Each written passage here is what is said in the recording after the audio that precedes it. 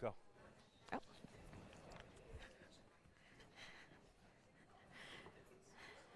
Okay, good evening or late afternoon. Is the microphone working? We okay? Okay.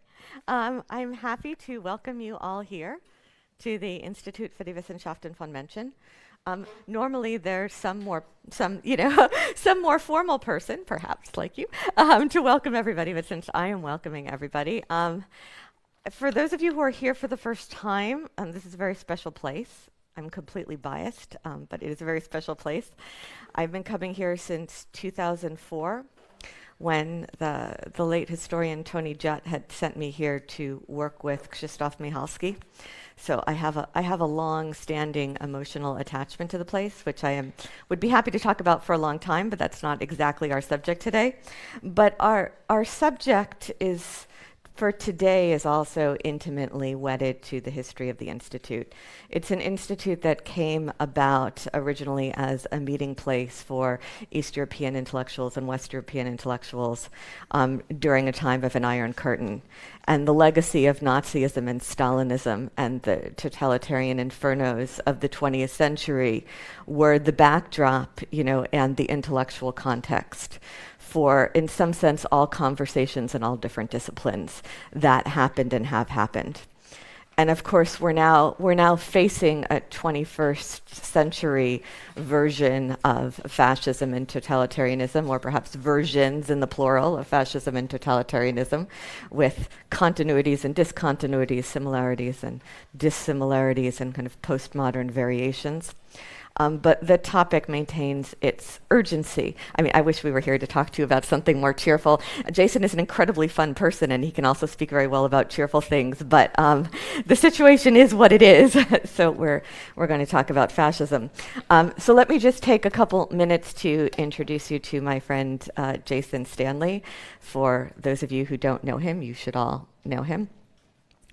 Perhaps I'll start with an only slightly embarrassing anecdote. Well, first I'll tell you that he's an esteemed chair of philosophy at Yale University, and before that was a distinguished professor at Rutgers University, and has often taught at University of Michigan and many, many prestigious summer schools in all the most important philosophical conversations in the world. And now I'll tell you the slightly embarrassing anecdote, just to kind of offset that. So I was in Krakow with my daughter about a week ago to give a lecture at the Czesław Miłosz Literary Festival. And I think I might have spotted Slavoj Žižek in the hallway, but I wasn't sure.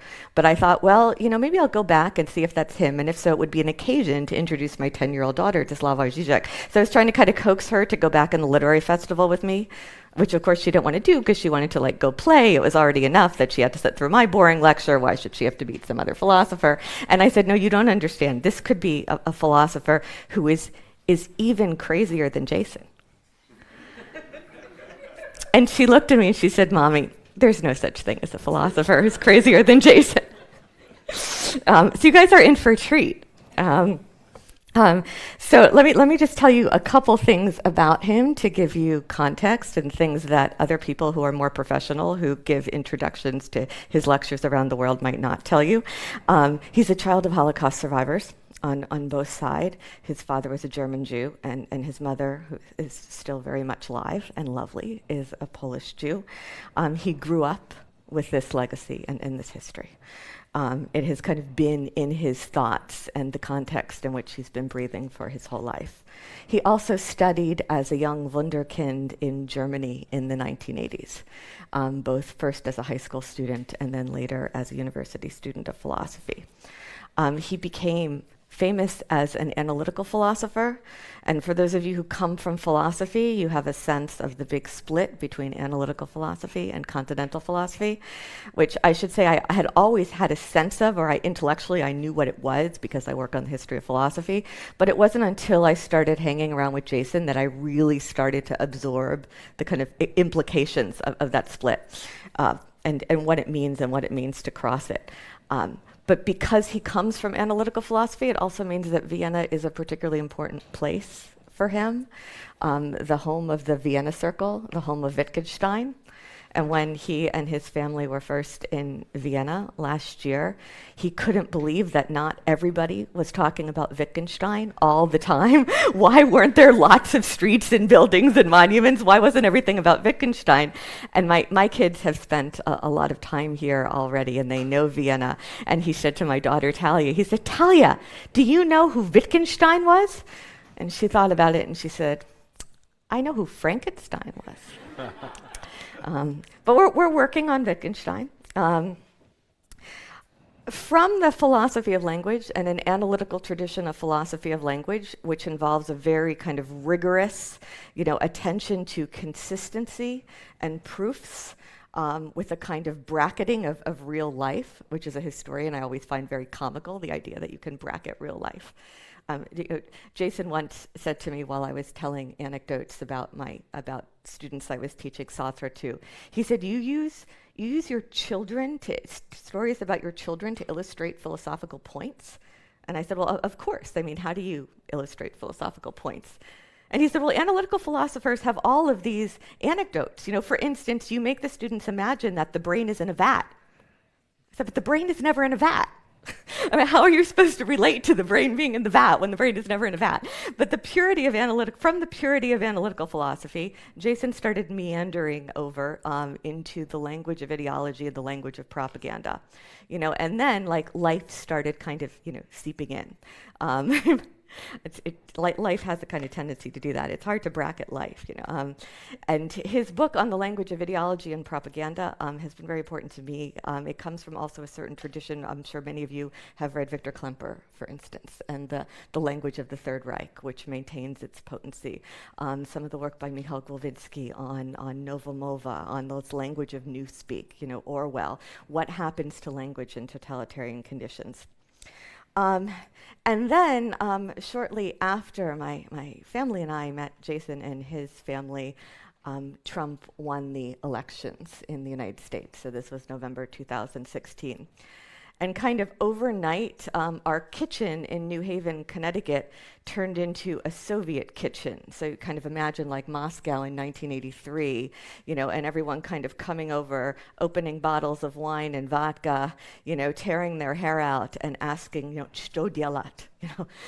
What is to be done, and kto vinovat, and who is to blame,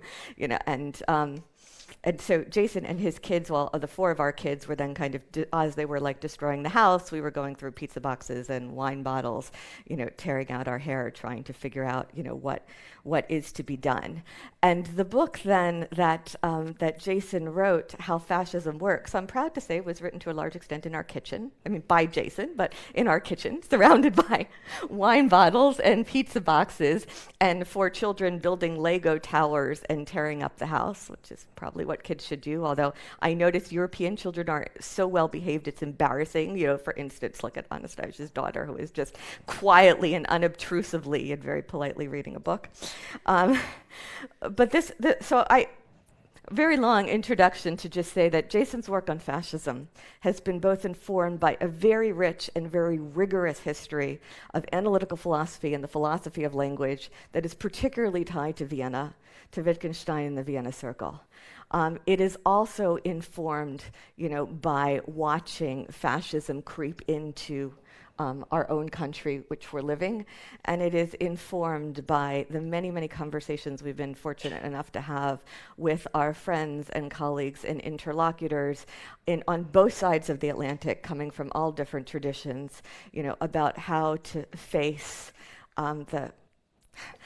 the crisis of civilization, or how to face the neo-fascism or neo-totalitarianism or grotesque, atrocity and dehumanization that we're facing in many parts of the world today, what we can bring to bear about it. And as I always tell my students before I send them off, ultimately the question we have to pursue is, how are we going to save the world? So hopefully Jason will explain that to us in the next 30 minutes or so, and then you can go home and you'll have it all figured out. Thank you.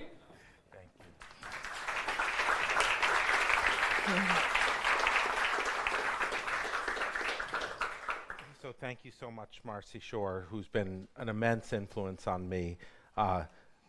She and her husband, Tim Snyder, have helped me deeply with the European side of things, and I hope I've helped them see that the United States has a deep and profound role to play in the construct we will now discuss.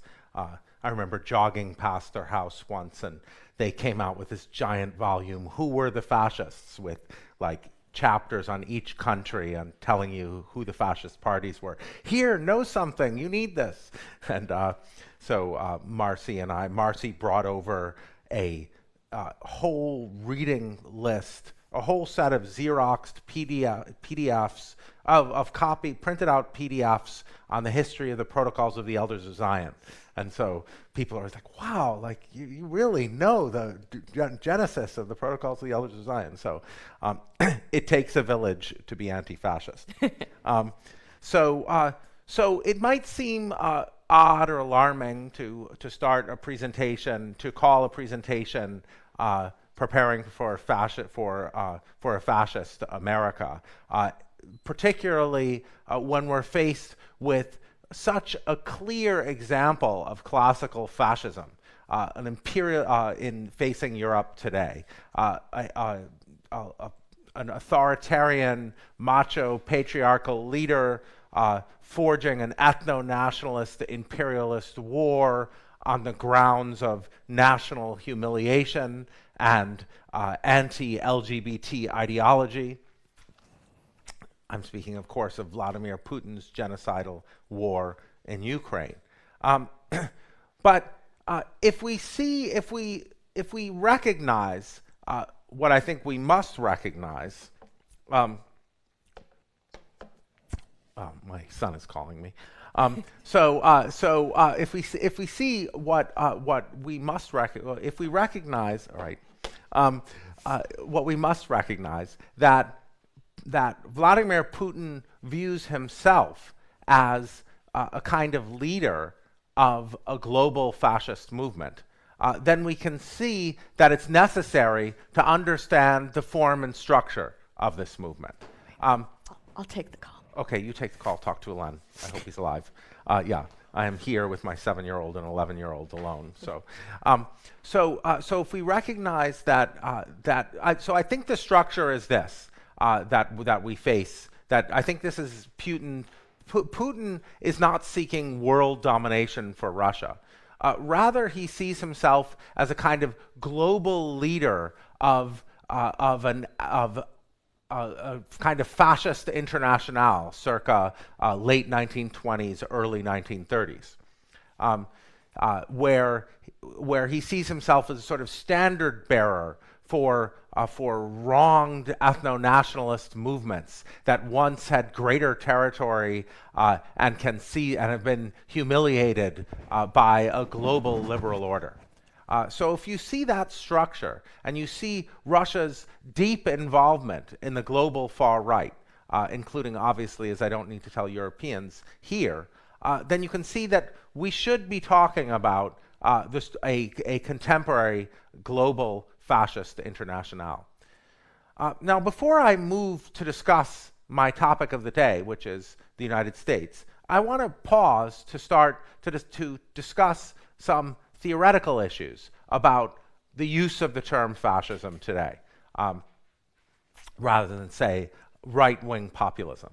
And here I'm going to draw on work that I'm at the Institute to do, a book or a way over lengthy article, depending upon what happens in the next few months, called Fascism as a Social Kind, written with the great philosopher Susanna Siegel at Harvard University.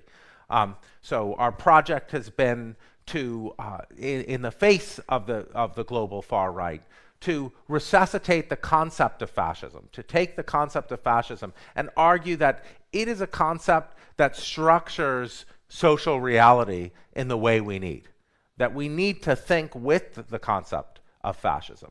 And I'm going to be talking about the United States, not just because of the dangers it poses to Americans and to the world at large, but because Black American intellectuals have never given up this concept as a way of theorizing the United States. They have always used the concept of fascism, from Du Bois, Langston Hughes, to Toni Morrison, who I'll discuss in this lecture. They have always spoken of fascism in connection to what they face in the United States. So when Professor Shore talked about that moment in November when 2016, when Trump won, she failed to mention that it was something that I expected would happen, because Trump is very American. You can't say Trump is not American. That's absurd. Trump was a figure my entire adult life, my teenage life. Trump in the Central Park 5 jogger case. My mother was a court stenographer in Manhattan Criminal Court at the time. During the Central Park jogger case, 5 completely innocent teenagers were accused of a terrible rape in Central Park, and Trump paid for a full-page ad in a number of papers calling for their execution. They were everyone outside the courts thought that they were innocent, thought they were guilty, and it emerged over time that they were completely innocent, which should have been obvious from the small sentences that they were given, that everyone inside the courthouse knew. So Trump was always a figure for Americans, especially for those of us living in and around the New York City area. To say that Trump brought something foreign to America is absurd. So my intellectual tradition is largely the Black American tradition.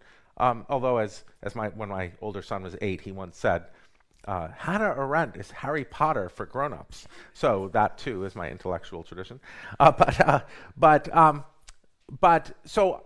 So I'm going to use that tradition to think about how to talk about nominally democratic governments, how to talk about fascism in nominally democratic governments. And before I start talking about introducing some of the concepts that Susanna Siegel and I employ and some of our goals in our project, I just want to lay out some facts about the United States. So there are, I think, 38 million Black Americans, the formerly enslaved population of the United States. And before the Uyghur Muslim crisis, also a genocide, before the Uyghur Muslim crisis and before what's happening in Ukraine, almost 10% of the world's prison population was Black American men. So if you reflect on that, the United States has 25% of the world's prison population. We have a gigantic, we imprison almost 1% of our, we have around 770 per 100,000. It's between 700 and 760 per 100,000, which contrasts with European countries that have around 100 per 100,000. Incarceration rate, and that's neglecting parole, probation, other kinds of which is like 8 million, I think. So a gigantic number of Americans face a police state. So I will give you an idea of why Black Americans have always used the term fascism, even though it's a country that during, say, the 1990s, it lacked some of the features. Obvious, it was not a fascist regime. So I'm going to begin by talking about fascism in general, and then we'll focus on the sort of specific case of the United States.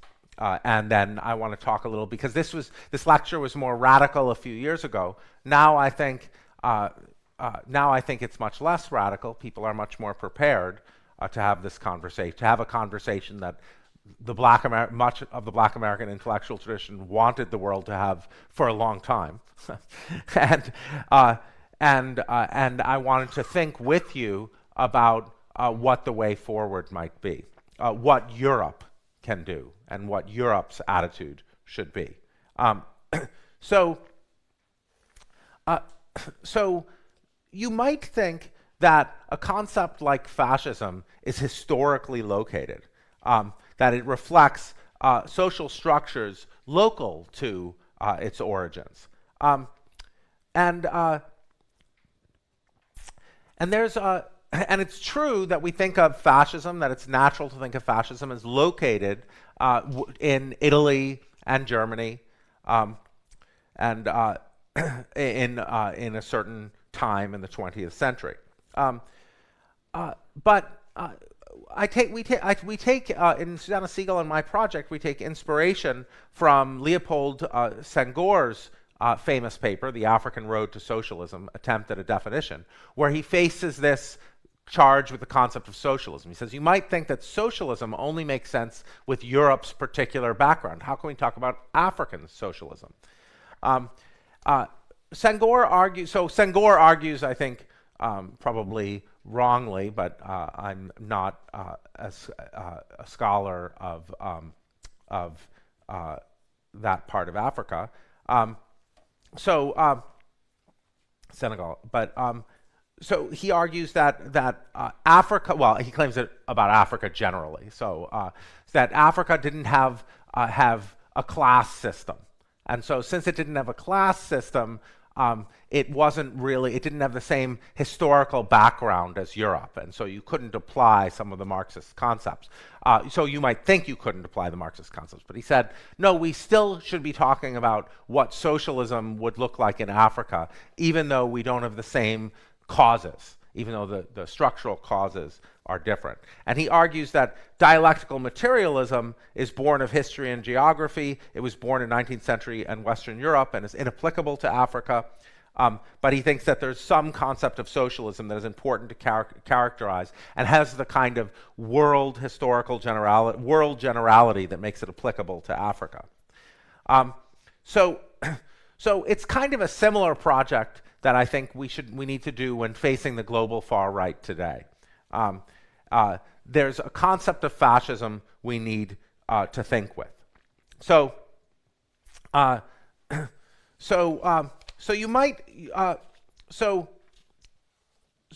think, people say fascism that only occurred in Italy and Germany, and that's false. It occurred in Romania. There are many Sarah Churchwell shows in her work.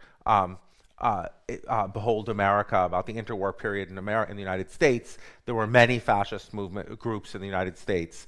The America First movement was a kind of hidden fascist movement, but there were many explicit fascist movements. The German-American Bund. So now you might think, so obviously we're not taking fascism to be historically located. Our project is to say fascism is not just a concept that is general, has the generality important for political philosophy. It has the generality of a concept like democracy. But it's important to understand the global far right today. So you might, there's a closely related approach where you'd think publicized orchestration of mass death is essential to fascism. That unless you have publicized orchestration of something like the Holocaust or the mass slaughter or the intentions that Hitler had in Ukraine, it's not fascism. So you might and this is the eminent scholar of fascism, Roger Griffin, takes something like this approach where he says it's not applicable today because we don't have these mass violent death. We don't have mass violent death. I just want to note that if this were right, neither Germany in the 1930s nor Italy in the 1930s could be described as fascist. So I think it's just and it's easy to imagine, Oswald Mosley in the UK. There were many explicit fascist movements that, like Italian fascism, that did not take this form. But it's not really what you find in the works of Black American intellectuals I'm going to draw on is not a focus on fascism. Do you have my phone so I can tell the time? Thanks. Is my son alive? We don't know. Okay, that's fine.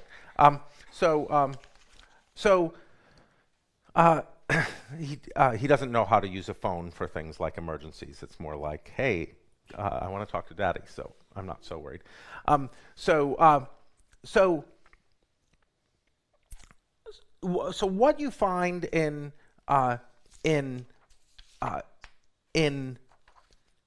the Black American tradition is obviously not talking about a regime type. You find rather a focus on a set of practices. So one reaction to my early work was like, well, the United States is not a fascist regime. Now, even before we start talking about Toni Morrison, there's already even in the literature just on European fascism, there's a clear demarcation between fascism as a social and political movement and fascism as a regime. So Arendt divides things between totalitarian movements and totalitarianism and power. George Mossey explains the purge of the essay in terms that appeals to such a distinction in fascism and sexuality. He says, once Hitler took absolute power, quote, frontline soldiers were no longer needed to fight against the Republic. Bureaucracy could now take over and deal with what was left of the internal enemy without any risk of losing control, unquote. The Nazi government could identify themselves with bourgeois respectability and rid themselves of connections to gay stormtroopers, now that it was a regime and no longer a movement struggling violently for power. So fascism takes one form when it's a social and political movement, and it takes and there's an entirely different set of structures when it takes power. And you see this dialectic about structures as movements and structures when they take power. Fanon in On Violence says that nationalist parties are important, in an anti-colonial struggle, but once they win, they have to take an entirely different form, or else they become something like fascism. So my claim is that in the United States, you have the Republican Party. Inside the Republican Party, you have a fascist social and political movement growing and threatening the United States. And it's tricky because whenever there's a fascist and social and political movement, it's only ever enabled by social conservatives who work in tandem with them. And social conservatives are not fascists. So you're always in this situation where you say, oh no, I think this is a fascist social and political movement, and people will point to the social conservatives and say, oh no, it's just social conservatives as usual, as doing their normal thing. But fascism only wins when it's working together with social conservatives, when the fascist leader can say, I will get your agenda done for you. And my claim is, in the United States, we're at a moment where social conservatives are making a deal with authoritarians and with a fascist form of authoritarianism. So we already know there's this distinction between fascism as a regime type and fascism as a social and political movement that's embedded in the literature in European fascism. And if we turn to the literature on American fascism, we see fascism analyzed not just as a social and political movement, but as an ideology. And what is an ideology? As Althusser reminds us, it's material practices. An ideology is not just a set of beliefs. In fact, if you focus just on a set of beliefs, that's somewhat misleading. That will take your attention away from the materiality of the practices. There's a Toni Morrison in 1995 gave an address to Howard University entitled Racism and Fascism. And she gave 10 steps, 10 fascist practices. First, construct an enemy, both as focus and diversion. So scapegoating.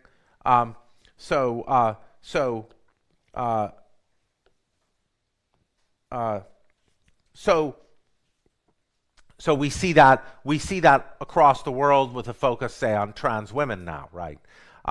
So a kind of this kind of shifting enemy. In the United States, we went from an attack on critical race theory, and in America, everything is always about race. So every election is about race. When I first came to Europe in 2015 to speak about my book, How Propaganda Works, which is deeply based in the Black American tradition, Michael Rosen, the political theorist, said, Jason, in Europe, not every election is about race. It's a big difference. So, so in the United States, we shifted very quickly from critical race theory was the enemy. Now it's gender ideology, placing us in line with the international global far right. So construct an internal enemy, both isolate and demonize that enemy by unleashing and protecting the utterance of overt and coded name-calling and verbal abuse. I've written about how my parents talk about their times in Europe during and just after the Holocaust, when they remembered most being the focus of this. My father remembered when he's learning to read, realizing that Jews were being talked about everywhere in Berlin. So this is something that lasts with people forever. It was like, it wasn't really the beating that my dad got that he passed on to me. It was this being the focus of politics. You can imagine what it's like being a trans child right now. Enlist and create sources and distributors of information who are willing to reinforce the demonizing process because it is profitable, because it grants power, and because it works. Palisade all art forms, discredit or expel those that challenge or destabilize processes of demonization and deification. Subvert and malign all representatives of and sympathizers with this constructed enemy. Solicit from the enemy collaborators who agree with and can sanitize the dispossession process. Pathologize the enemy in scholarly and popular mediums. Recycle, for example, scientific racism and the myths of racial superiority in order to naturalize the pathology. Criminalize the enemy, then prepare, budget for, and rationalize the building of holding arenas for the enemy, especially its males and absolutely its children. Reward mindlessness and apathy with monumentalized entertainments, and maintain at all costs silence. So this is a description of a political culture, right? Structured by practices and representations. It's not a description of a regime type. It's a construction of a political culture. And there's really no question that the United States has this lengthy culture, this lengthy political culture. And what you can see, you can see the civil rights movement, as Tali Mendelberg and others have argued, as a kind of burying of this political culture, as a kind of saying, okay, we can't, these practices can't be so explicit anymore. But if you look at the United States, if you look at, say, the 1990s, which many white Americans look back at with glee as this great decade, the 1990s, in 1991, violent crime starts dropping. But the Democrats adopt the Republican Southern strategy of demonizing black Americans in crime. So as violent crime is rapidly dropping, for reasons that are unknown, possibly lead paint, that's sort of certainly one factor, because violent crime drops all in Canada and the United States in roughly the same way. So as violent crime starts dropping, abortion was said to be a factor, the legalization of abortion, so fewer unwanted children. So as violent crime starts dropping, the panic about violent crime rises. So super predator theory in 1995 and 1996, both of us have a dear friend, Reginald Dwayne Betts, that was incarcerated at the age of 16 for 8 years in a maximum security prison, Red Onion State Prison, for carjacking. No one was hurt. They stole a car using a gun. Carjacking is kind of racialized crime, the very words. And he was, and at his trial, it was the height of the panic about super predator theory, and all of these people had been character witnesses. It was his first offense. He'd never been in trouble before. He was an honor student, and then he came up and he said, he didn't have a father at home, and people said he didn't have a father at home. That's why he made this mistake. And he went up and he said, "That's not why I did it. There was no reason why I did it. I just did it. Like it was a dumb thing to do. I just did it." And so he was taking responsibility. But because he said that in a political culture in which young black men were demonized as super predators, he was sentenced to 9 years in an adult maximum security prison. He's now the poetry editor of the New York Times, author of 4 books, and Yale law school graduate. So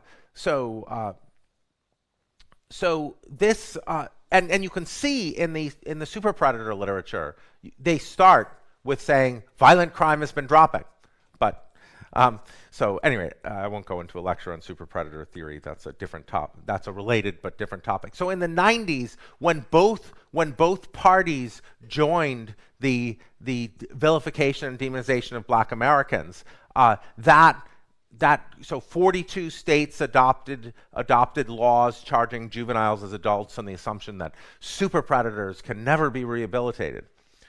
So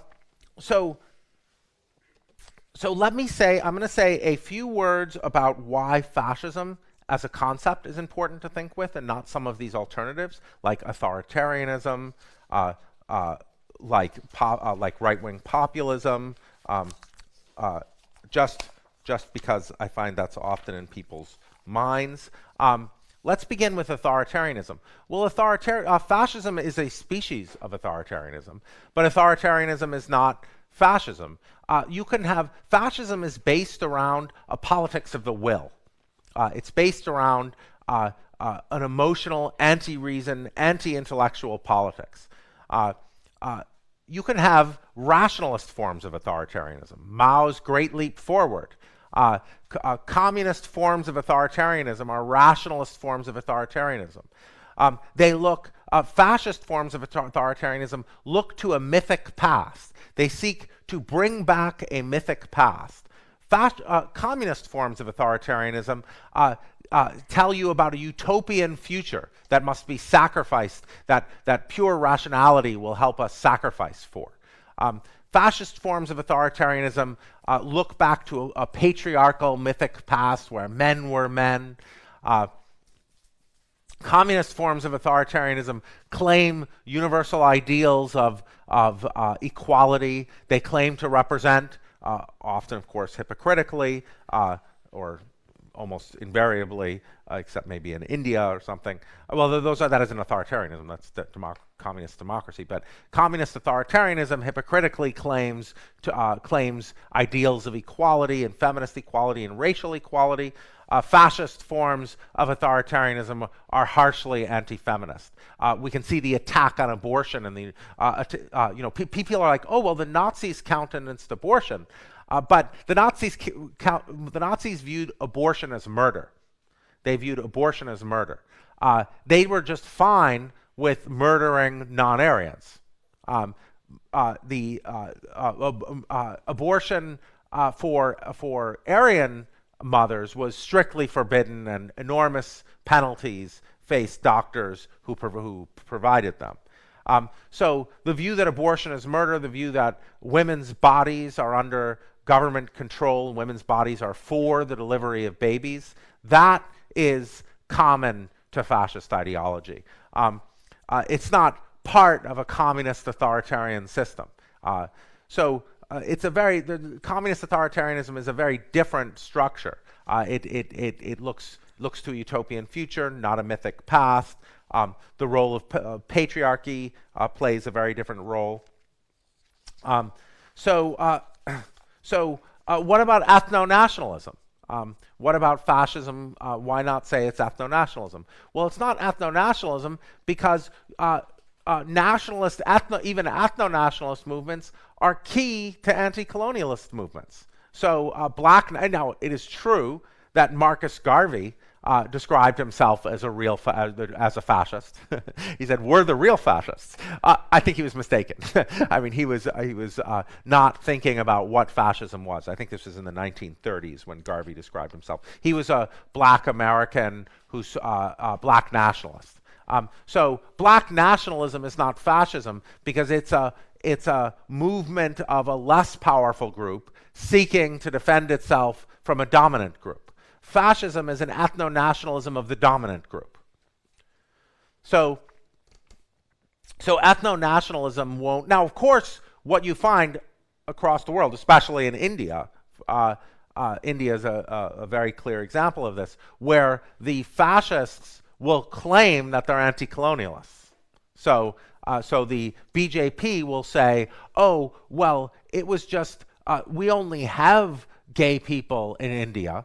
We only have an LGBT community in India because they were brought in by the colonialists. Or we only have Muslims in India because they were brought in by the colonialists. We're an anti-colonial movement. But Hindu nationalism, Hindutva, is a movement of is an ethno-nationalist movement of the dominant group. And in that case, it's very easy to draw the parallels between BJP, it's very easy to make the causal historical argument that BJP, that Hindutva is a fascist movement, because its progenitors in RSS explicitly modeled themselves after the Nazis. They explicitly took the Nazis as their examples. They said, we're actually going to do to the Muslims what the Germans have done with the Jews. So you have a clear directionality there, where RSS, BJP is a political wing of RSS. RSS took Nazism as a model. So now, what about the United States? It's not like you have groups taking Nazism as a model. Well, here my patriotism will reveal itself. I'm sick of Europe getting credit for everything. It's actually, the United States actually creates fascist forms, practices, and structures before Europe, or at least contemporaneously with Europe. We should get more credit. There's a lot of objections like, oh, the United States couldn't be fascist because Americans are too dumb. I think that's a bad argument. But that's literally what a lot of people are like. Fascism, Mussolini is an intellectual. Now they're trying. I just don't think. I don't think like that is necessary. Or wait 5 minutes and you'll see. I mean, look at a Tom Cotton. Look at some of our senators who are genuinely smart, committed, far right ethno-nationalists. So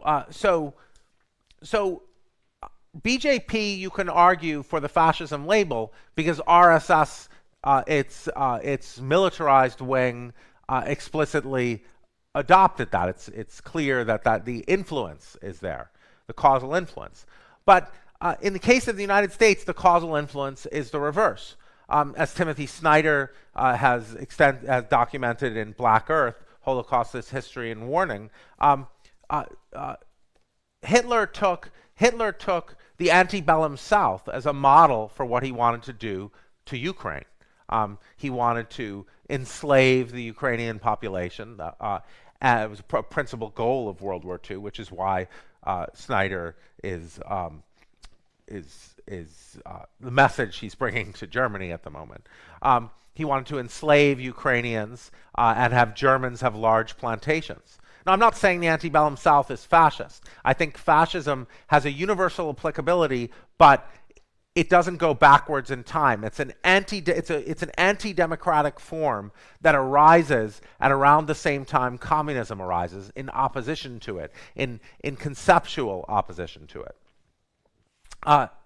And you see the fascist ideology and fascist movements very clearly in the case of the second Ku Klux Klan in the 1920s. So Paxton calls the first Ku Klux Klan the first functionally fascist organization. But the second Ku Klux Klan is fascist in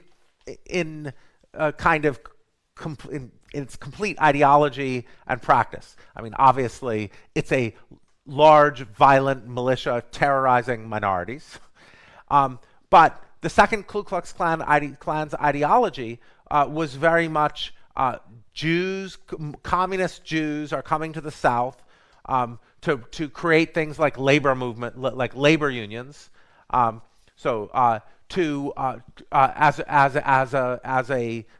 a means of promoting racial equality. So I document this extensively in my 2018 book, in my discussion of the history of the right to work laws. The centrality, Henry Ford distributed hundreds of thousands of copies of the International Jew in the United States, which is the protocol, it's just the Protocols of the Elders of Zion. So this structure, great replacement theory, is embedded as a narrative in the United States. And great replacement theory is the structure of fascist thinking. That's why when you prime great replacement theory, as my colleague Jennifer Richardson has shown in detail, you get people to be much more right-wing. So Jennifer Richardson showed, I think it was a 2014 study. It was quite early on. She showed maybe 2016, when you prime Americans, she gave them 3 prompts. She gave Americans 3 prompts. Number one, in 2042, America will be majority minority. The second group is told in 2042, America will be majority senior citizen. And the third group is told in 2042, the Netherlands will be majority minority. And that first group that's told in 2042, America will be majority minority, when given a series of political questions, answers with much more right-wing answers. So they're for less immigration, they're against affirmative action, and here's the real kicker: they believe less in climate change, and they're for increased defense spending. So great replacement theory is a structure that brings people. When you tell the dominant group you're going to be replaced, you can also see this with the attack on trans women. They're replacing women. They're replacing them culturally, intellectually. I'm not saying there are of course complex issues with that topic, but when it comes in the form they're replacing women, it's a way of bringing women to think that they're going to be replaced, that their concerns and interests are going to be replaced, and that when you do that, it has a certain psychological reaction. And that structure of great replacement theory is deeply embedded in the United States and sounds familiar. It sounds familiar to Americans oh, we're going to be replaced. We're going to be white Americans. Like, we're going to be replaced by, and you can iterate that structure or you can repeat that structure, not iterate, replace that, you can treat it schematically, replace it with different values to gather together a coalition, a fascist coalition, each group of which might not be fascist. Maybe these are just white supremacists. These people just hate trans people. These people are just Christian nationalists, but together, they're a voting body. So, for instance, Tucker Carlson is always, every anti-Semite in the United States loves Tucker Carlson, but he has plenty of Jewish fans as well, because there are just as many Jewish racists as there are non-Jewish racists, or there are fewer. There might be fewer, but there are some. Unfortunately, I just cannot believe there are any. But so if you structure the idea that Christianity might be replaced, whiteness might be replaced, heterosexuals might be replaced, gays might be replaced by transgender people, then you're going to get a lot of people together, all structured by that. And that is, I think, what we're seeing in the United States. We're seeing the great replacement theory structure used to create a fascist social and political movement. Now, when I first published my book, How Fascism Works, when I first was talking about these issues, people said, okay, there's no violent militias. There's no explicit attack on democracy. I think in the intervening years we've seen, we now know there are many violent militias prepared to defend the fascist social and political movement, and we have seen an explicit attack on democracy. But we're at an extreme crisis point in the United States right now, because part of taking over a regime, part of moving from a social and political movement to a regime, is taking over the judiciary. And I probably don't need to tell you, but I need to end on this. The Supreme Court is a far-right, they're probably best described as a kind of Christian nationalist movement. And they have a dominant majority for, they're my age, that dominant majority. So I mean, some of them, Justice Thomas is older, but Alito is older, but for many, many years, there's going to be a extreme far-right, anti-democratic movement, Supreme Court, with veto power on anything that happens. They've already banned Roe versus Wade. They have allowed every kind of so they've allowed every kind of political gerrymandering to occur, and they've agreed to hear Moore versus Harper, a decision next year, the independent state legislature theory, which what Trump was trying to get in state legislatures to send their own slate of electors to overturn the popular vote in their states, which means that there's support on the Supreme Court for the independent state legislature theory, which means there will never be, mean the United States is a one-party state. So when thinking about the United States, it's important to recognize we're a very young democracy. Democracy is something that came very late to the United States. It's not like Europe. If we've ever been a democracy, can you be a democracy when you incarcerate that large a percentage of your citizens? It's not clear. But black Americans were not allowed to vote in the South until the 1960s. And I think it's important to recognize that the red states, the southern states, were never they never had democratic cultures. They were authoritarian states. They were one-party authoritarian states where the white supremacist party, then Democrats, now Republicans, always won. So they're one-party authoritarian states. And what you have now, and this is the lesson I'm going to conclude with for Europe, what you have now is you have an aggressive attempt by the red states to take over the federal government. So instead of as it were, the democratic culture of the blue states demanding that the red states let black people vote. You have that moving in the opposite direction, with the red states taking over the blue states. If you want to understand, I think my thesis that the red states have always were authoritarian states until the 1960s is not a surprising one for American political scientists. But I would argue that the red states remained authoritarian states. Mississippi's black population is 38%. That black population has no political power. So 38%. Alabama is, I think, 24 or 26%. So these are populations that vote democratically, that vote for Democrats, the current Democrats. And so they've been entirely robbed of political power. The mechanism used has been mass incarceration.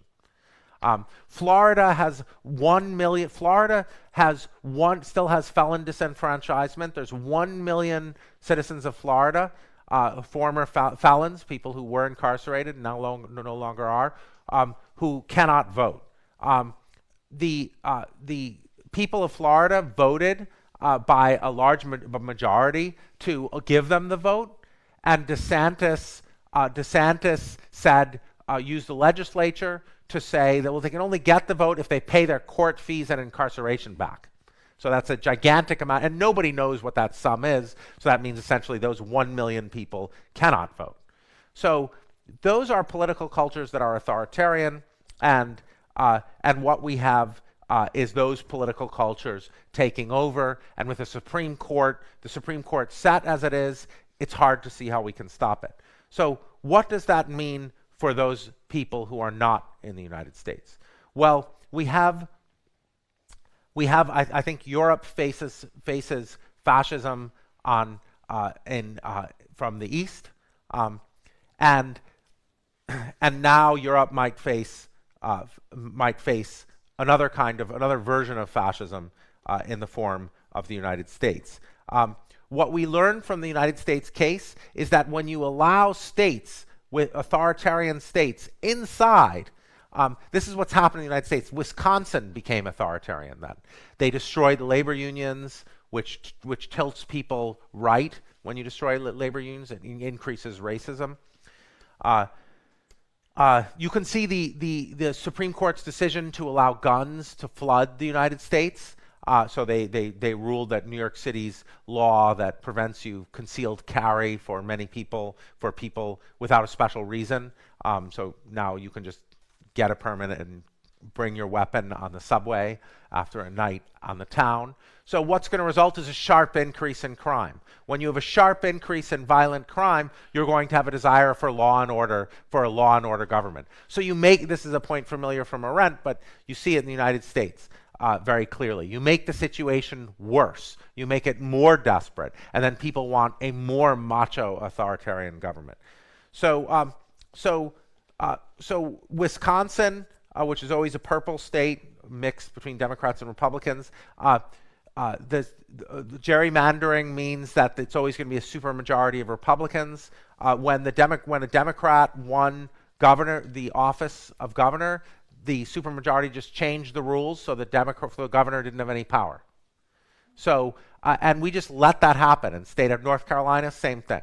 And then they set it so that and they can reverse it when a Republican governor comes in. And everyone just shrugs their shoulders. So I think the case of the United States shows that when you have one of these far-right governments inside your polity, even if there's democratic states inside your polity, they can take over if you normalize them. And so I see Europe as a future bastion of democracy as democracy breaks down, as Putin sort of leads an attack on democracy worldwide, and Xi in China. And so if that's the case, states like Hungary and to a lesser extent Poland pose significant threats, and the far-right movements funded by Putin equally so. So I think the case of the United States should be a warning sign to this situation, and there just should be a I wish we, with hindsight, we had a zero tolerance policy towards parts. Oh, it's only part of us that is tilting towards fascism. Thank you.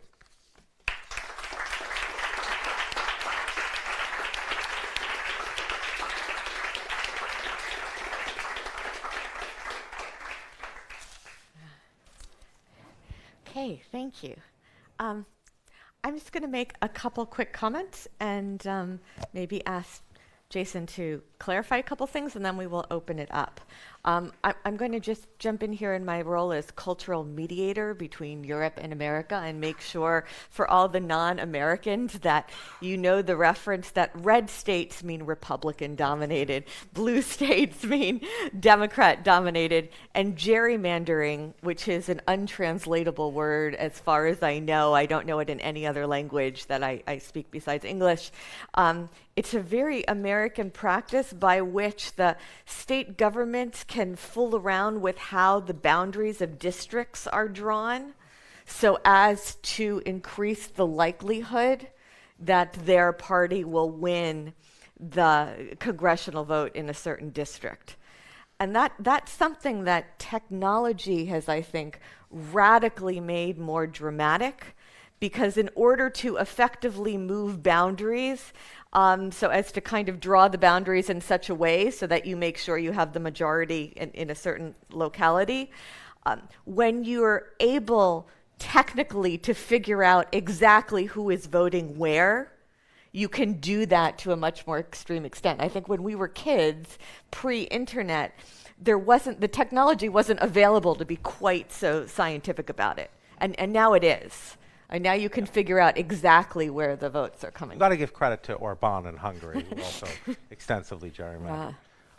But yeah, Ohio, I think, has 12 Republican congresspeople and 4 Democratic congresspeople, 4 or 5 Democratic, even though it's roughly 50-50 the vote.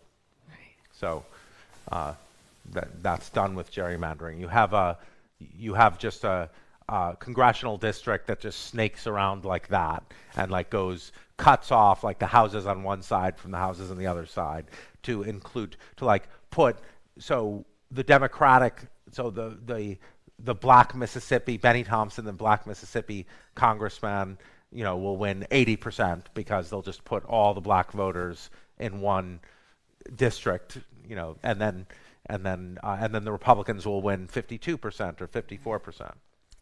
We have a strange political system. I want to just toss out here. So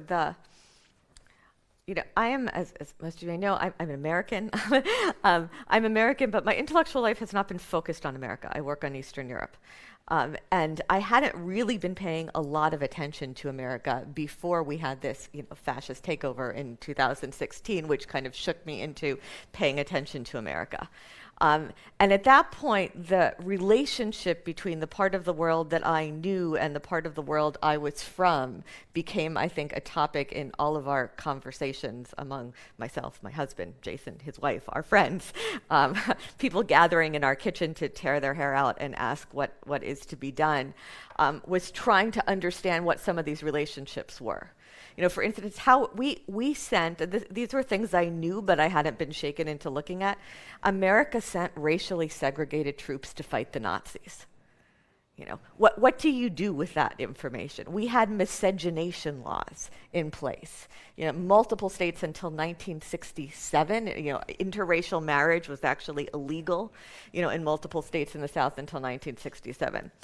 So we were trying to kind of bear down on this. And one of the things that I learned from hanging out with Jason and Dwayne and friends at Yale in the wake of these desperate discussions after Trump's election, where I started to think about the relationship between the Black American tradition and the East European tradition. And one of the things that struck me was that in some sense, the Black American tradition felt like it spoke much more directly to the East European traditions I knew than in some sense the dominant white American tradition.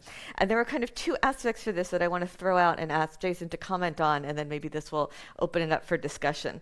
One, something I found, that our Black colleagues and intellectuals understood, and I think the Black population understands as well, what that felt very familiar to me from Eastern Europe was just the fragility of it all, the precariousness, the sense that everything can look normal, but it can turn on a dime. There is no such, that what Czesław Miłosz calls, he said, what Americans don't understand is that the habit of civilization is fragile. A sudden change of circumstance and man reverts to his primeval savagery. I think the dominant culture in America lived in denial of this, even though it was in their face, whereas I found that the Black American tradition did not live in denial about this. They understood it all too well. And the other thing that I found extremely provocative, that I've still been thinking about kind of obsessively, has to do with some of Jason's work and his friends' work on mass incarceration. And the centrality of mass incarceration and this omnipresent possibility of going to prison, and just how many Black Americans have been through this experience of prison and how formative that experience is. And I thought, wow, a lot of, a kind of extraordinary percentage of my friends in Eastern Europe who are of the generation older than I am, who lived through communism, are former political prisoners. That was part of what happened. If you were an intellectual, living in a totalitarian regime, you went through this experience of going to prison. And some people were there longer, and some people made it through more intact, and some people were more resilient, some were less resilient. But it was clear, it was formative for generations, and now, unfortunately, we're seeing that happen happen again, that people are going to prison. People are going to prison for resisting tyranny. People are going to prison, as journalists, as intellectuals, and that those experiences are formative.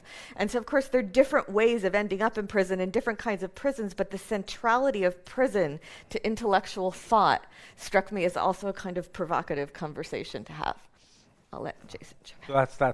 So Tim Snyder and I teach a course at Yale, Mass Incarceration in the Soviet Union and the United States, which is not intended to, we've taught it once and we're going to teach it again this year. And because we realized, what we wanted to think about is how did two such different societies result in incarcerating so many of their citizens? And it was just the beginning of the conversation.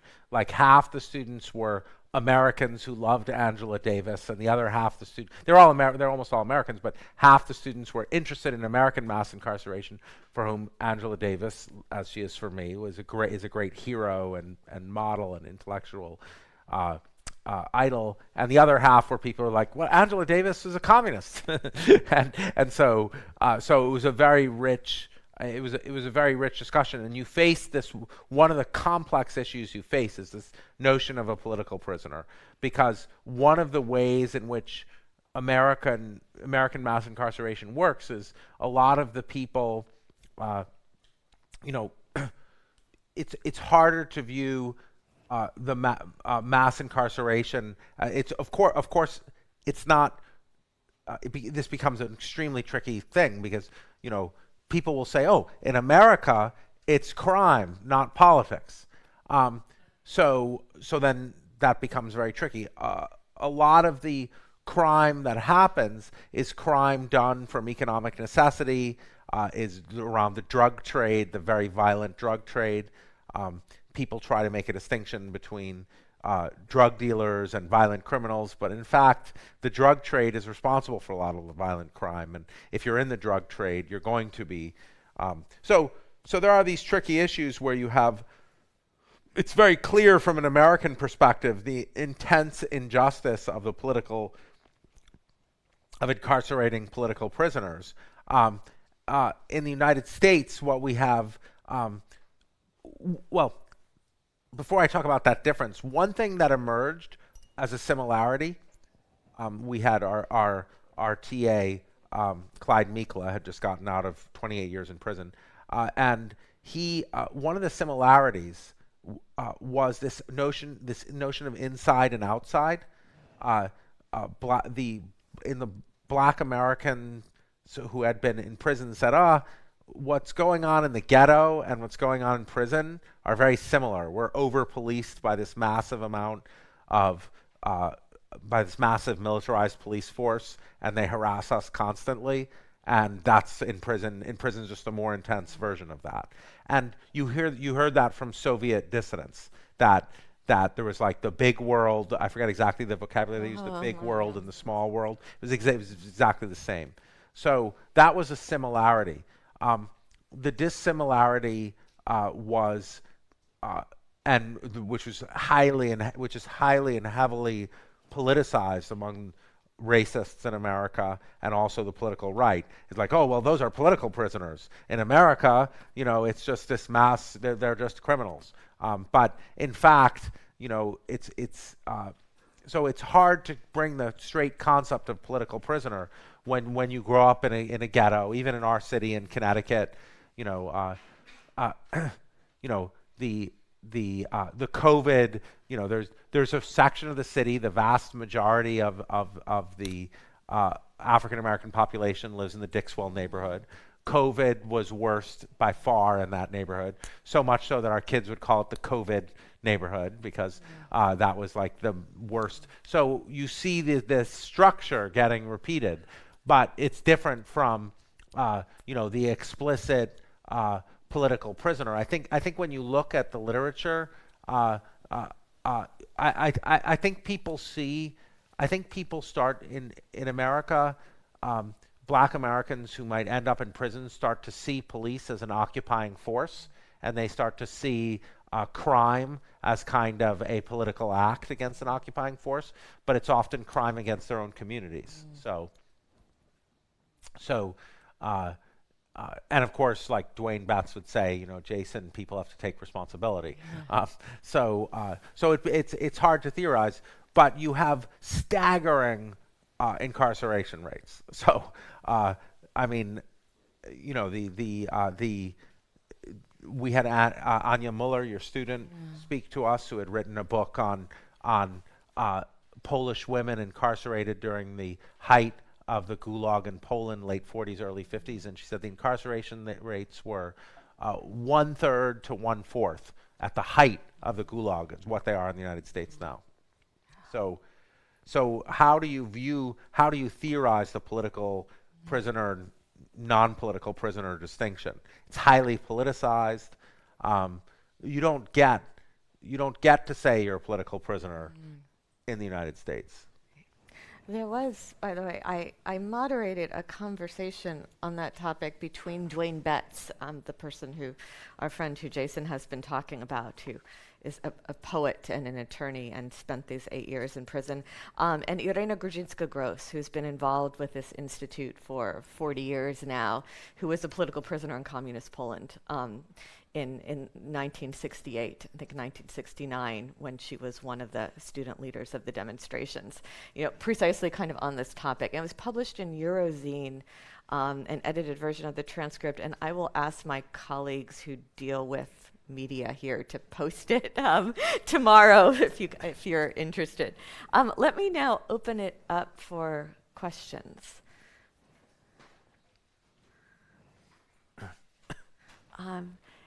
Yes, please, you, and then Olga. I'm sorry, I don't know everybody, so I can't call on you by name.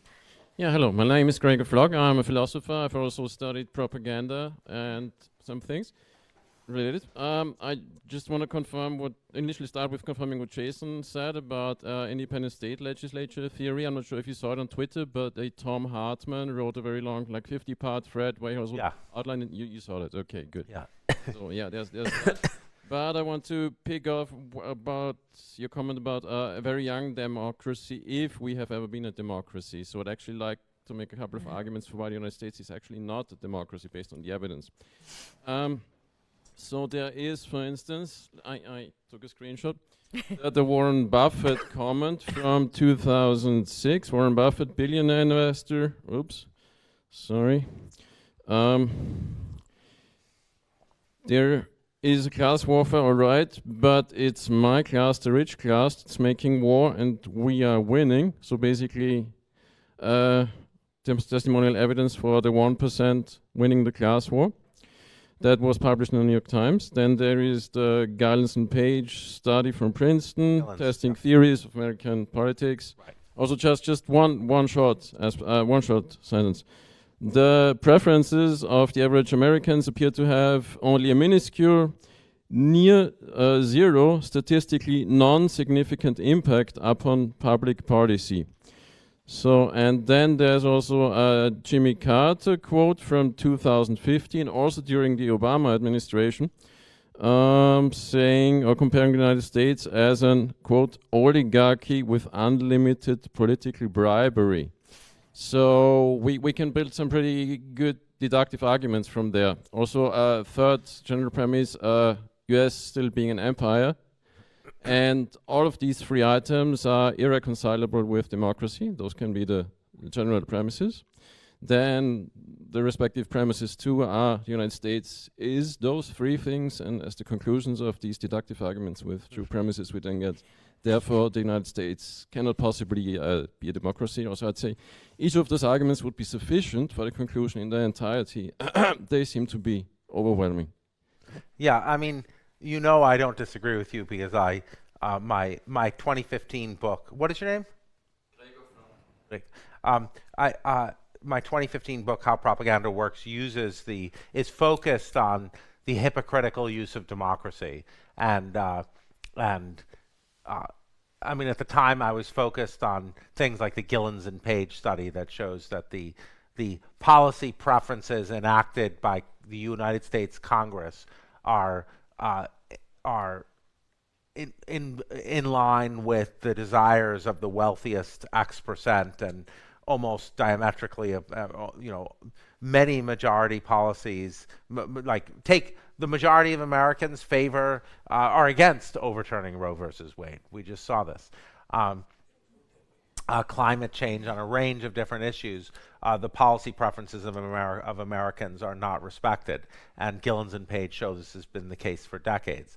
So I mean, I think we need to think of democracy.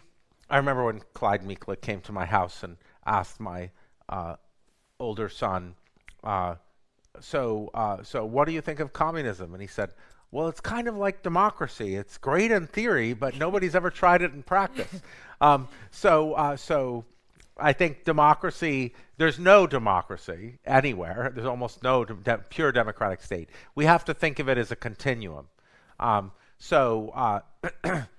United States, I think we can see, I see Europe as I see Western Europe as a place where it needs to be a model that's higher on that continuum. The United States is, to use the current, the political science vocabulary that I try to avoid just because political science is neither political nor a science, but is it's backsliding, it's sliding down. It never was very high to begin with, but it's going to the point where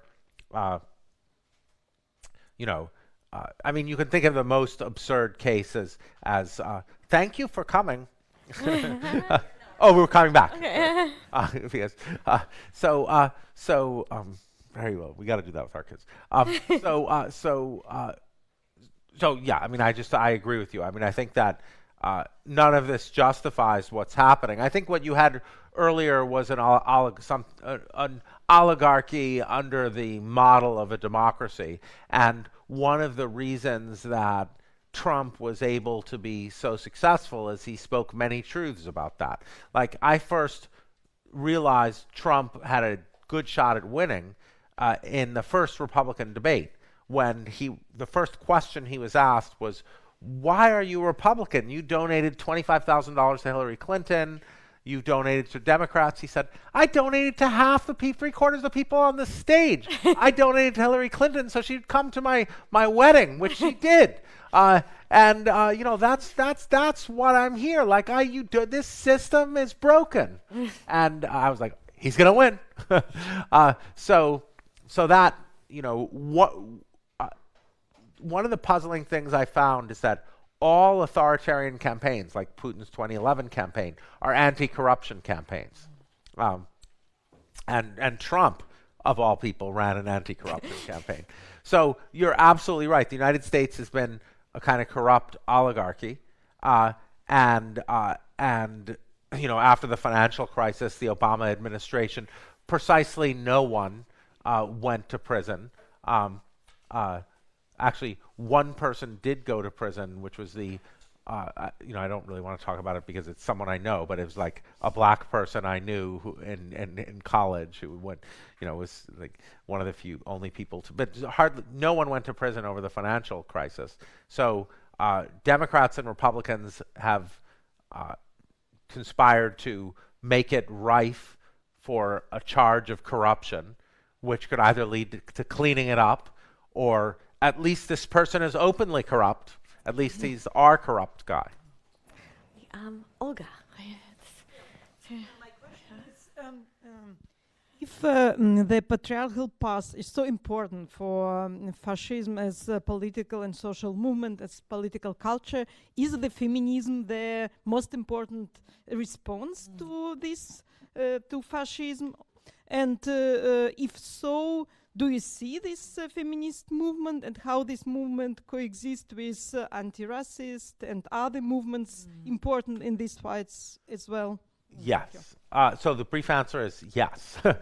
Feminism is central. I think it has to be an intersectional feminism, because if it's not an intersectional feminism, I mean, if you look at where white women voted for Trump. Yeah, white women voted for Trump.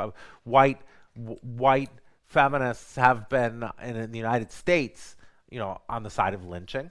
on the side of, because they, oh, black, the first female senator, Rebecca Lattimore Fenton, said, lynch once, lynch 1,000 times if it protects womanhood. So feminism is vital, but it has to be a feminism that is not co-opted by the fascist forces. And history shows that it's not just, there have always been women on the fascist side. I mean, Leni Riefenstahl is not the only one, but it has to be a kind of feminism that doesn't look to the fascists and say, "Whoa, you're going to get, you're going to protect womanhood in the way we want." It has to be so. I mean, I worry with some aspects of the anti-trans feminist movement, of gender critical feminism, that, I recognize there are difficult issues, and I'm not an expert in that, and I do think there are difficult issues that need to be discussed. However, I worry that some of them might be co-opted in the way that white feminists have been co-opted in the past. So, absolutely, it's no accident that gender ideology is being targeted. Feminism is the but to say feminism, feminism gives us an analysis. This is why gender ideology and critical race theory, which study the ways in which patriarchy and racial hierarchy are furthered by structures, are under attack. That's why Central European University was closed. So feminism is utterly central, but it has to be an intersectional feminism. And that's why feminism, it can't be a feminism that says really the social conservatives are right. And the problem is when you scapegoating always takes the form of saying that group are racists, are rapists. So that is a way, that's I think what's happening with the bathroom bills and the trans women stuff. So yeah. Feminism is the first ideology. Patriarchy is the first ideology, and feminism is the first theory of the first ideology. So we need feminism, but not only we need feminism, it's the central anti-fascist way. But we can never forget Beauvoir's point that women sleep with the enemy, and so are co-optable in a way that. Which you see in the history of the United States with non-intersectional feminism. Aga. Thank you very much. I wanted to make 2 points. I think I disagree with your understanding of fascism, and I think many of the features that you mentioned as typical for fascism are typical, unfortunately, also for nationalism in its various forms. And I know that you addressed that yourself, but I think, for example, anti-feminism is something that characterizes half of our society. So mentioning as characteristic for fascism is a bit problematic. But I have the biggest problem with this mythical past as the main feature. And I'm currently completing a project on a movement in Italy that we would probably likely characterized as fascist. They love to perform fascist salute, and they organize marches with torches, and they are in love with Quadrano and his legionaries, and they are now very, very excited about Vladimir Putin. But when you enter their headquarters in Florence, there is a big write-up on the wall which says, "The wall of this place tell a story of this past, but first of all of a bright future." And this future of orientation of the movement in Italy and the movement they cooperate in Poland and Hungary, because I'm focusing on their international networking, is critical to them. And that's why they would always say fascism is an anachronistic term. It's a historically situated term. They would challenge you. And I know as a scholars we can say, okay, this is their understanding. We still can define them as fascists. But their future orientation is crucial. It's a promise of a better future that attracts many young people to these movements, which leads me to the second point, to the Shelley Berman recent book on the origins of social democracy. When she challenges our common understanding of social democracy as contrasting with fascism, she says very clearly, social democracy and fascism originated from the same stem. They both criticize liberalism for its drawbacks, right? So she analyzes them jointly and says very clearly, and many historians like Victoria de Grazia in her recent works, for example, says fascism addressed the real problems but just offered very perverse answers. And I think this is something what we perhaps don't do enough. We don't look for other answers, less perverse answers or non-perverse answers to the problems that, because I struggle talking to this, let's call them fascists in Italy, but I see that sometimes they have a point, and it's pain for me to admit that they do have a point sometimes, which leads me to the third point of racism, of xenophobia that you talk about. There is racism in the US, there is xenophobia in Europe, there have always been.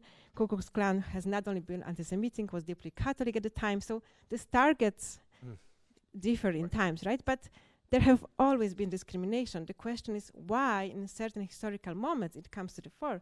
And it comes when people are unhappy, unemployed, when they don't see perspective, right? And that's why I think that in a certain way you contradict yourself in your point. And you and Marci have this beautiful story of sitting in the kitchen and feeling like in Soviet Union, although contrary to Bulhakov, you are still able to publish your book, so these circumstances differ a bit. But you talk about Trump as fascist, and I think, yeah, there is a point there, but at the same time, you made it abundantly clear that there have never been democracy in the US, that have always been racist. There is a wonderful movie in Austrian cinemas now that you can see now, maybe some of you saw it, Die Große Freiheit, about the US soldiers who liberate the concentration camp, but they don't liberate the homosexual, and he stays in the camp until, I think, 64, right? So there have, so on the one hand, Trump comes with these terrible new qualities, but at the end of the day, he makes clear the problems that have been there. And okay, I promise I shut up now. The book that to me defines the best what the US is I'm anthropologist, so I will call anthropologist. Jason DeLeon book, Land of Graves. It's a book about Mexican-US border. And the common line throughout the book, apart from wonderful, although deeply sad stories of Mexicans who try to cross the border, the common line of the book is what Trump did was characteristic to Obama's immigration regime too. There is a pattern in US policies. So, Obama had a lot of predecessors, right? Sorry, Trump has a lot of presidents. Okay, I promise I shall. Okay, so I think I agree with almost everything you said, except for the thing where I'm not qualified about the movement in Italy, where I can't agree or disagree because I haven't studied them. But everything you said is exactly right, which is why I said I wasn't surprised by Trump. I was very early on saying he'll probably win. There's a wonderful Saturday Night Live sketch with Dave Chappelle and Chris Rock where a bunch of white people are sitting around going, oh, first woman president's going to be great. Well, maybe Hillary Clinton will win the electoral vote, but Trump will win and the two black people are like, they and one of them finally says, oh my God, after Trump wins, like, oh my God, America is racist, and, might be racist. And so it was completely unsurprising to me. I was a harsh critic in the question session already, I've said, I've hinted that my agreement with your point. Obama's complete failure to do anything about the financial crisis. The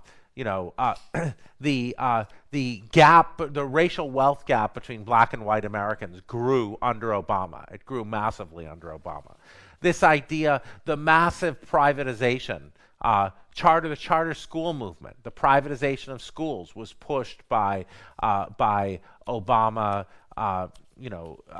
We talk about Betsy DeVos, but Obama was just as involved in that movement.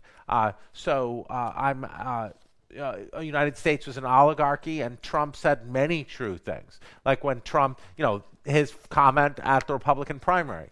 So I was completely it was not taken aback. I worked on the topic. My 2015 book is about mass incarceration. So it's about how America has been doing, like, how could the world not recognize that 25% of the world's prisoners are in these horrific prisons in the United States? Like, this was a mystery to me. Not a mystery, it was a philosophical puzzle. Like, what is the world doing? Why isn't this? So I completely agree. I mean, this is why I said what I said in response to the first question. I just want to I'm just emphasizing my complete agreement with your points. That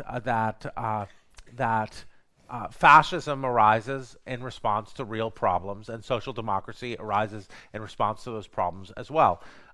Oddly, so Rod Dreher, who's not someone I recommend that you go and read, he's a far right, the editor of the American Conservative. He somehow read Hannah Arendt recently, and so he's making these points. He's like, yeah, we're in these conditions of social of social chaos, and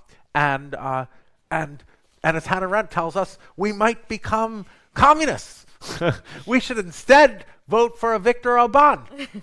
In other words, so absolutely, these conditions of social upheaval, there are two ways you can go. You can either go for the person who sort of is like, yeah, we've always been bad, which is what Trump said brilliantly. He said, you think we're good? It was absolutely right. He was speaking deep truths. I just 100% agree. And I don't think I hope that's not in conflict with anything I said, because it's true. And I was not at all surprised by Trump. Trump is, Tupac Shakur has an interview where he's like, you know what America is? In like 1994, America's Donald Trump. Yeah, that's America. But I don't want to say there's a sort of conceptual misunderstanding of my position that you made there when you were like, oh, you say anti-feminism is fascism. No, many, and the Catholicism, social conservatism, religious social conservatism is not fascism.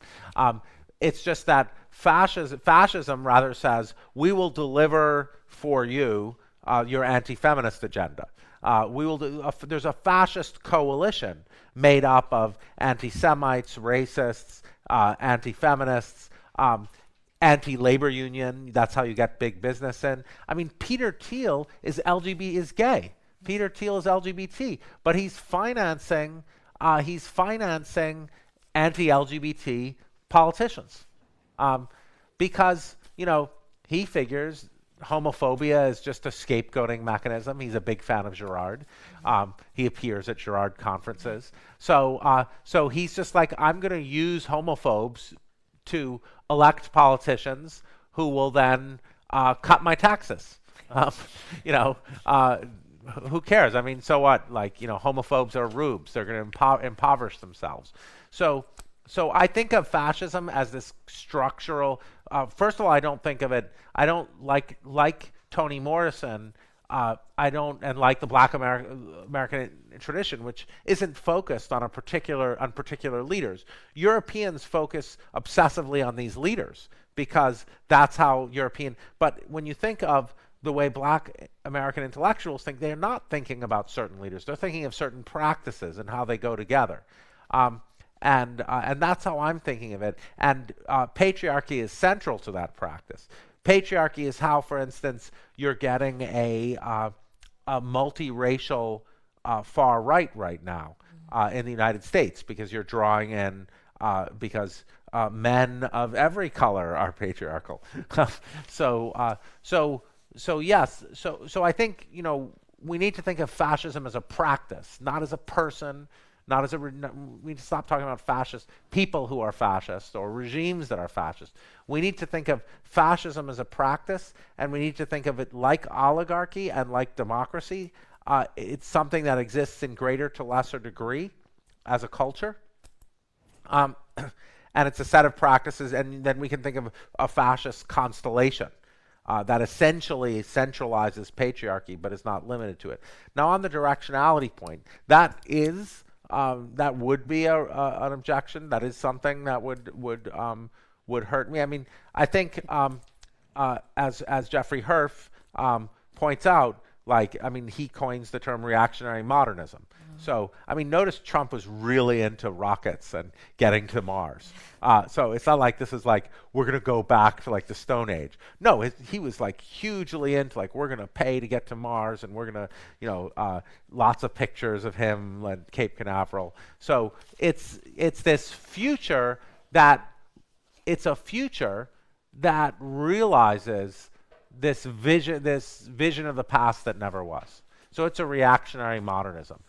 If the Italian movement, if they don't look at the past for anything, then that would be more of a problem. But we should talk, and you should email me. I mean, I would ask you if you would be gracious enough to email me articles about that movement. But it's in any case a reactionary modernism. It's a future with like patriarchal macho stormtroopers, you know, jetting around in jetpacks, like Starship Troopers, the movie. I think it's 10 minutes past the time I'm supposed to stop everybody, but I would like to invite everybody downstairs for wine and cheese. You can accost Jason. I think we should call his children and make sure they're okay. But after that, you can all accost Jason with your remaining questions. On a not very cheerful note about fascism, but nevertheless with the hopes that you will all help us save the world, please join me in thanking Professor Jason Stanley.